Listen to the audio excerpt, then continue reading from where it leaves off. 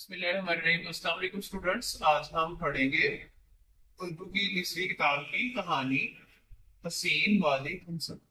ٹھیک ہے، یہاں پر یہ لکھے نئے الفاظ جو کہ تھوڑا مشکل ہے، اس کو آپ بار بار پڑھیں گے تو ریپیٹ کرنے سے آپ کو اچھے تلفظ سے یاد ہو جائیں گے۔ عرض، مان، جگ، لاج، آن، وارے، لگن، طویل، خیمہ، بھیڑ، دلکش۔ گرمیوں کی چھٹیوں کا اعلان ہوتے ہی ہم بچوں میں خوشی کی لہر دوڑ گئی۔ ہم نے چھٹیاں ہوتے ہی اپنا اسکول کا کام کرنا شروع کر دیا، کیونکہ ابو نے ہم سے وعدہ کیا تھا کہ وہ ہمیں اس بار گرمیوں کی چھٹیوں میں شمالی علاقے گھمانے لے کر جائیں گے۔ ابو کہتے ہیں کہ ہمارا وطن بہت خوبصورت ہے، خاص طور پر اس کے علاقے شمالی علاقہ جات۔ اسکول کا کام مکمل ہوا تو ابو نے ہمیں اپنی تیاری کرنے کو کہہ دیا۔ اپنی تمام ضرورت کی چیزیں لے کر ہم نے پیر کی صبح اپنے سفر کا آغاز کیا۔ ہمارا ارادہ گلگت کی حسین وادی ہنزا کی سیر کا تھا۔ کئی گھنٹے کے طویل سفر کے بعد ہم گلگت پہنچے۔ یہاں پہنچ کر ہم نے کھانا کھایا اور کچھ دیر آرام کیا اور پھر سے اپنے سفر کا آغاز کیا، کیونکہ گلگت سے تھوڑے فاصلے پر ہنزا وادی شروع ہوتی ہے۔ جیسے جیسے ہنزا وادی قریب آتی گئی ہم اس کے خوبصورت نظاروں میں گم ہوتے گئے۔ یہ ایک خوبصورت اور تاریخی جگہ ہے، یہاں سیاحوں کے لیے ضرورت کی تمام چیزیں موجود ہیں۔ گلگت سے تقریباً 2 سے 4 گھنٹے کے فاصلے پر ہنزا کا صدر مقام کریم آباد ہے۔ یہاں پہنچ کر سب سے پہلے راکا پوشی کے حسین منظر نے نظروں کو اپنی طرف کھینچ لیا۔ راکا پوشی اصل میں برف پوش پہاڑوں کا ایک سلسلہ ہے۔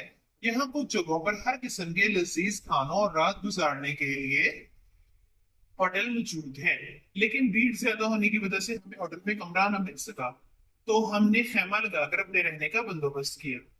چودھویں کی چاند نے راکا پوشی کے منظر کو بہت ہی دلکش بنا دیا تھا۔ یہ نظارہ اتنا خوبصورت تھا کہ ہمارے پورے دن کی تھکن اتر گئی۔ ہنزا کے پھل، خاص طور پر سیب اور ناشپاتی، بہت مشہور ہیں۔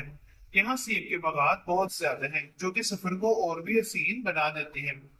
ہنزا کے ایک گاؤں علی آباد سے آگے ایک خوبصورت جھیل بن گئی ہے، جو کہ آج کل سیاحوں کی توجہ کا مرکز بنی ہوئی ہے۔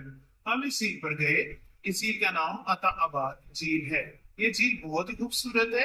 ہنزا کے مشہور سوغات یہاں خشک میوہ جات ہیں۔ یہاں کے لوگ بہت حسین، پڑھے لکھے اور مہمان نواز ہیں۔ ہم نے ہنزا میں ان کا روایتی رقص بھی دیکھا جو تلوار رقص کے نام سے مشہور ہے۔ یہ لوگ موسیقی کے شوقین ہیں۔ ہم نے یہاں بہت مزے کیے اور قدرتی نظاروں سے بہت لطف اٹھایا۔ بہت سی حسین مناظر کو کیمرے میں محفوظ کر کے ہم نے واپسی کی راہ لی۔ ہم کہہ سکتے ہیں کہ ہنزا وادی پاکستان کی حسین وادیوں میں سے ایک ہے۔ آگے اس کے الفاظ میں نہیں ہے، یہ آپ نے اچھے طریقے سے یاد کر لینے ہیں۔ لہر، پانی کی موج، طویل، لمبا، سیاح، ملکوں کی سیر کرنے والا، شوقین، خواہش مند، حسین، پیارا، رقص، ناچنا۔ آگے سوالوں کے جواب ہے، یہ ابھی ہم آپ کو سینڈ کریں گے، آپ نے یہ لے کے کاپی پر اتار لینے اور الفاظ کے جملے بھی آپ نے خود سے اپنی نوٹ بک پر بنا لینے۔ یہ ہے آگے، سبق کے مطابق درج ذیل خالی جگہ پر کریں۔ برف پوش پہاڑوں کا سلسلہ جسے راکا پوشی کہا جاتا ہے۔ ہنزا کے پھل، خاص طور پر سیب اور ناشپاتی، مشہور ہیں۔ جھیل کا نام عطا آباد جھیل ہے۔ ہنزا کے لوگ بہت حسین، پڑھے لکھے اور مہمان نواز ہیں۔ ہنزا کا روایتی رقص تلوار رقص کے نام سے مشہور ہے۔ آگے ہیں خط کشیدہ الفاظ کے درست مترادف لکھ کر جملے دوبارہ لکھیں۔ اللہ تعالیٰ نے ہمارے وطن کو بے شمار نعمتوں سے نوازا ہے۔ اب آپ نے اس کو ری رائٹ کرنا ہے، یعنی اس کو دوبارہ لکھنا ہے، یعنی بے شمار کی جگہ ہم لکھیں گے لا تعداد۔ اللہ تعالیٰ نے ہمارے وطن کو لا تعداد نعمتوں سے نوازا ہے۔ مترادف کا مطلب یہی ہوتا ہے کہ جن کا مطلب تو ایک ہے لیکن لفظ لکھنے میں تھوڑے سے مختلف ہوں۔ پاکستان میں سیر و سیاحت کے لیے انتہائی حسین جگہ ہیں، حسین خوبصورت جگہ ہیں۔ باغ میں ہر طرف پھولوں کی مہک پھیلی ہوئی تھی، باغ میں ہر طرف پھولوں کی خوشبو پھیلی ہوئی تھی۔ ہمیں اپنے فرائض میں غفلت سے کام نہیں لینا چاہیے، غفلت، لاپرواہی سے کام نہیں لینا چاہیے۔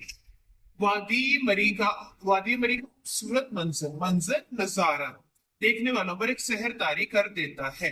اوکے اسٹوڈنٹس، اللہ حافظ۔ آپ نے اسی طرح یہ والا سارا بک ورک کر لینا ہے اور اس کے سوال جواب اپنی کاپی پر اتار لینے۔